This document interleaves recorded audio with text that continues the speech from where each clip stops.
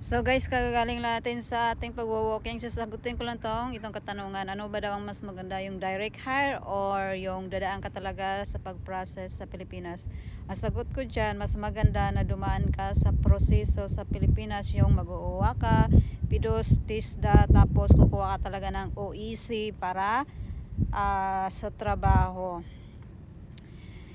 Sa mga gusto naman na mag-direct hire lang, pwede naman na kung ayaw nyong dumaan sa agency dyan sa Pilipinas or ayaw nyo na mag-apply dyan sa agency sa Pilipinas, maghanap kayo ng sarili nyong employer through online. Tapos kapag nakahanap na kayo ng employer through online, pwede nyong kausapin yung employer nyo, sabihin nyo na kailangan ko parang i-process yung papers ko dito sa Pilipinas. Kumbaga, kailangan dumaan ka talaga sa UWA, PIDOS, TISDA, tsaka kukuha ka ng OEC mo. So, kung ayaw ng employer mo, kung ayaw mo na, meron ibang agency dyan sa Pilipinas na magpa-process ng papers mo, pwede, sa tingin ko pwede naman na ikaw yung mag-process.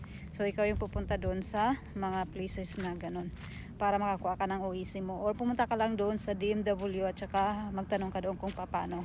Or pwede rin na maghanap ka ng agency dyan sa Pilipinas na meron talagang tapos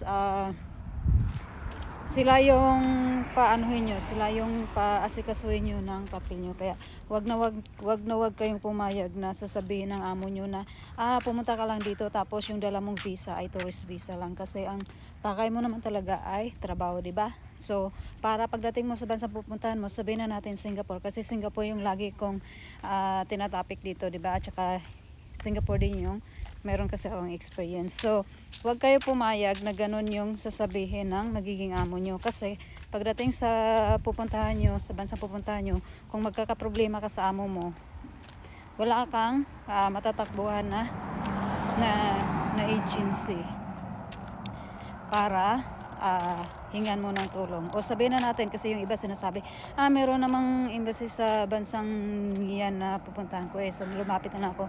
Oo, meron guys, meron no. Pero kung wala kayong record sa OWA, hindi kayo yung priority nila na tutulungan.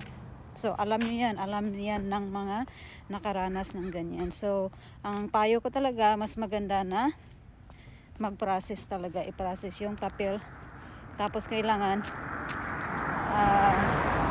dumaan talaga kayo sa POAA. Wow, merong naiwan dito na slippers. Ang ganda pa naman. So yan lang guys, see you, have a good day, bye bye.